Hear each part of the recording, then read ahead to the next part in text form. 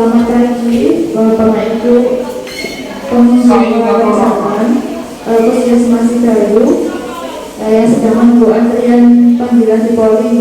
Nah, di sini kami dari Koordinator Pelayanan Promosi Kesehatan ada kegiatan yang namanya Pos Ayu atau podcast sehat.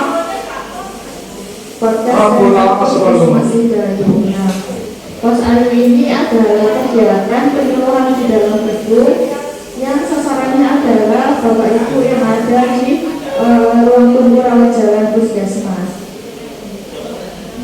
Nah, di setiap bulannya itu kami ada tema sendiri-sendiri. Nah, pada pagi hari ini tema kali ini yaitu cara menjaga kesehatan mental atau cara menjaga kesehatan jiwa. Nah, ini nanti akan kita bahas bersama dengan saya selaku Koordinator Promosi Pelayanan Promosi Kesehatan bersama dengan narasumber kita Dr. Fadul, Dr. Endorse yang sedang bertugas di Puskesmas Sidayu. Nah, untuk temanya hari bulan ini saya ambil tema kesehatan jiwa karena pada tanggal 10 Oktober kemarin diperingati sebagai Hari Kesehatan Jiwa atau Hari Kesehatan Mental Sedunia. Nah, itu kenapa kok ada peringatan Hari Kesehatan Mental? Karena sebagai bentuk awareness atau membangun kesadaran masyarakat bahwa menjaga kesehatan mental itu sama pentingnya dengan menjaga kesehatan fisik. Itu.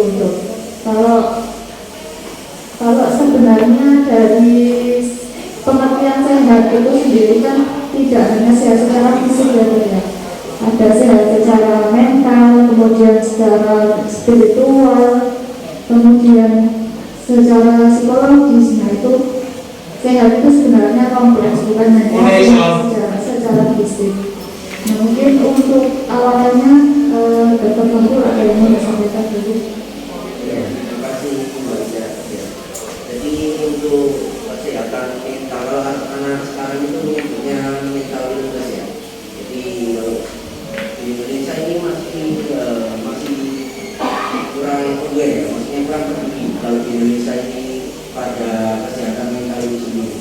Jadi banyak orang itu yang mengeluh banyak pusing, terus banyak pikiran, tapi mereka tidak menyadari bahwasanya dalam dirinya itu mengalami gangguan. Padahal untuk kesehatan jiwa ini pun ya antrian nomor 5 sangat penting ya. Jadi harus menyadari diri sendiri bahwasanya harus misal ada gangguan jiwa kayak misal Abdul Halim biasanya itu orang psikosomatis ya, lalu saya sebutkan saja biasanya itu psikosomatis. Nah, psikosomatis ini tandanya itu apa? Jadi pasien ini datang terus dengan beberapa macam gejala ya, seperti perutnya sakit, kemudian muntah, mual, pusing, dada berdebar-debar, kemudian dilakukan pemeriksaan, dilakukan tes lab, semuanya normal, tapi mereka tetap mengeluhkan kayak gitu. Nah, itu biasanya itu dinamakan dengan gejala psikosomatis. Kemudian setiap orang juga kan level stresnya itu beda-beda. Iya. Karena juga definisi stres. Definisi stres ini apa? Jadi respon dari tubuh kita ya, respon dari tubuh kita jika mendapat tekanan maupun stresor dari luar. Nah, untuk dari diri kita itu bisa fisik, mental maupun jiwa untuk mengatasi dari tekanan tersebut. Nah, jika orang ini pada tekanan tersebut ini nggak bisa melawan atau tidak bisa menyelesaikan stresornya itu, Nggak bisa mengontrol. ya nggak bisa mengontrol, nggak bisa bertanggung jawab atas tekanan tersebut. Nah, itu akan terjadi standar hormonnya terganggu ya. Jadi kayak bahagia, kalau orang bahagia kan dopamin terdekat ya, hormon bahagia itu dopamin ya. Nah, itu dia itu mengalami ketidakstabilan hormon. Akibatnya nanti yang pertama itu akan terjadi gangguan jiwa di dalam tubuh. Iya, jadi kan orang yang merasa orang yang dengan yang mentalnya mungkin agak terganggu gitu kan dan tidak sadar gitu ya.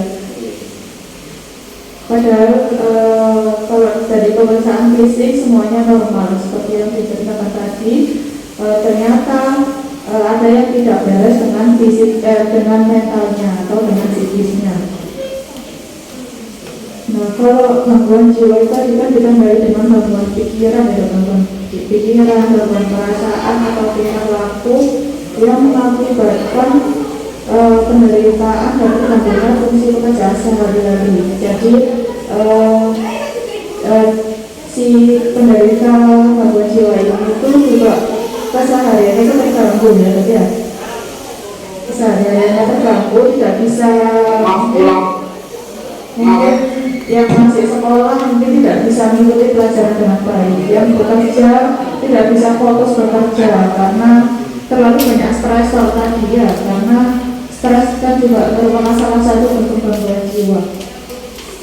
Kalau di Indonesia itu kemungkinan kebanyakan itu mungkin stres ya, stres yang tidak dirasakan mungkin. Ya, jadi mungkin untuk stresnya ini sendiri itu ada berbagai macam ya. Oh iya. Ada biasanya dibagi jadi dua garis besar.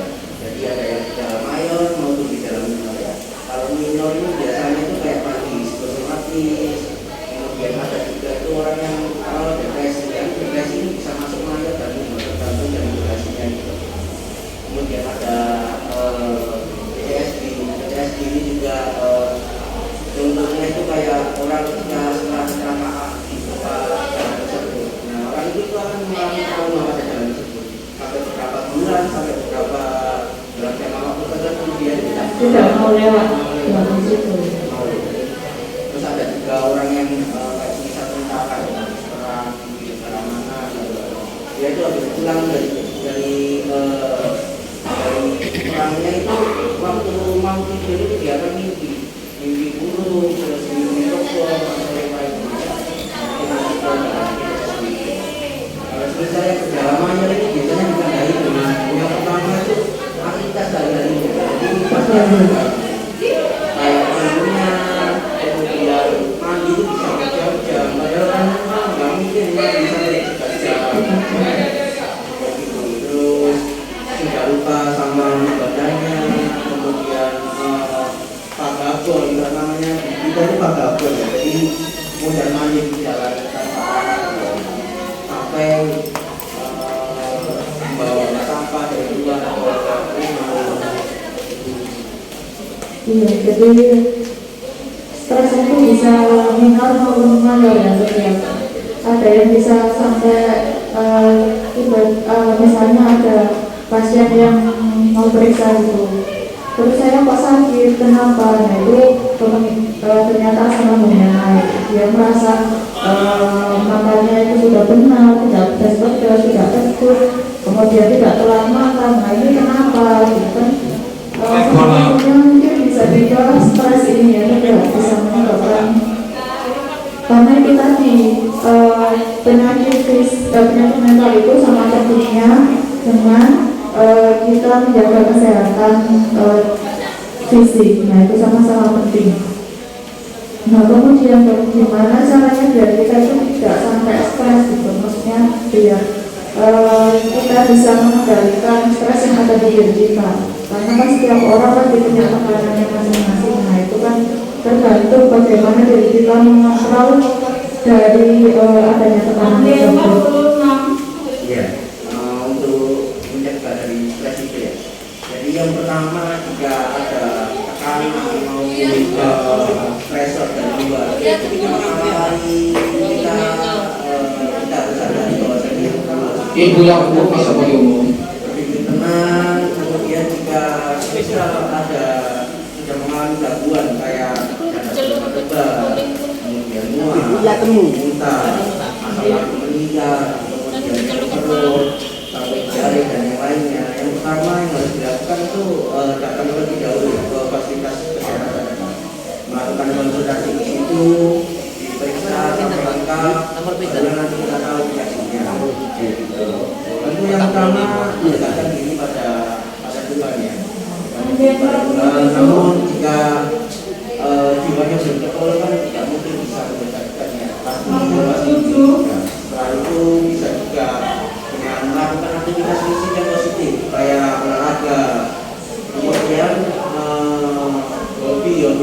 melukis ataupun mungkin mendengarkan musik. Setelah itu yang terakhir ini yang sangat penting ya, di Indonesia ini 48 banyak orang itu tidak mau speak up gitu. Maksudnya ngomong langsung ya, cerita Disimpan sendiri ya. disimpan sendiri hatinya ya. Jadi memang harus dilatih ya. Misal kayak ada tekanan apa-apa, kan kita itu harus misal habis cerita itu pasti lega ya. Jadi memang harus berbagi. Ya, jadi mungkin kita itu bisa menceritakan kepada orang yang terpercaya.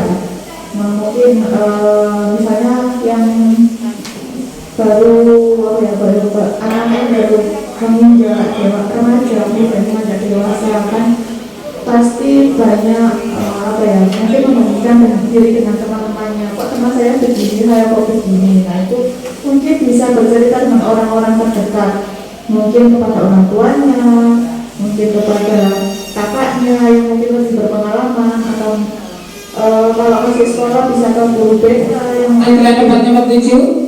yang lebih dipercaya. Kemudian Antrian nomor 7, Bapak Abdul Halim ke kamar obat. kemudian bisa juga dengan teman sebayanya yang mungkin sudah sahabatan lama. Nah, itu pentingnya kita berbagi berbagi pikiran yang selama ini menumpuk ini. Jadi atau mungkin ibu-ibu juga, misalkan ibu-ibu yang baru punya anak. Nah, mungkin stresornya kok sering nangis atau sering begadang. Nah, itu mungkin bisa bercerita sama ibu-ibu, mungkin di posyandu gitu ya. Jadi stresor yang dirasakan itu bisa dibagikan dengan teman-teman, mungkin bisa sharing. Jadi mungkin bisa lebih membuka wawasan, dan mungkin juga ada solusi dari hasil sharing atau berbagi itu tadi. Nah, ada tanggapan kita tentang stres sore ini, tentang stres dan kesehatan jiwa. Ya, mungkin tambahannya ya jangan lupa tetap peduli ya sama kesehatan jiwa, karena ya itu ya, di dalam tubuh yang sehat dapat jiwa yang kuat gitu ya. Jadi selain itu juga ada tambahan sedikit mengenai tentang self-reporting questionnaire atau kuesioner untuk mengetahui gangguan kesehatan mental yang diderita oleh seseorang. Nah, ini merupakan salah satu bentuk screening kesehatan jiwa dari Kementerian Kesehatan. Nah, di screening ini itu terdapat 20 pertanyaan. Nah, ini isinya apakah 30 hari terakhir ini Anda sering menderita sakit kepala, tidak nafsu makan, sulit tidur, mudah takut. Nah, itu pertanyaan yang mengarah pada screening kesehatan jiwa. Nah, biasanya pada kegiatan posbindu atau posyandu lansia di desa biasanya sudah ada kegiatan mengisi SRP ini. Jadi ini adalah titipan dari program kesehatan jiwa bahwa kesehatan jiwa itu bisa ada juga untuk screeningnya. Jadi untuk deteksi dini kesehatan jiwa.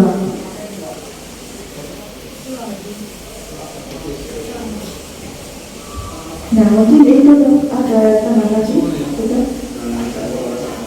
sudah. Nah, mungkin dari Bapak Ibu ada yang mau bertanya tentang pentingnya menjaga kesehatan jiwa.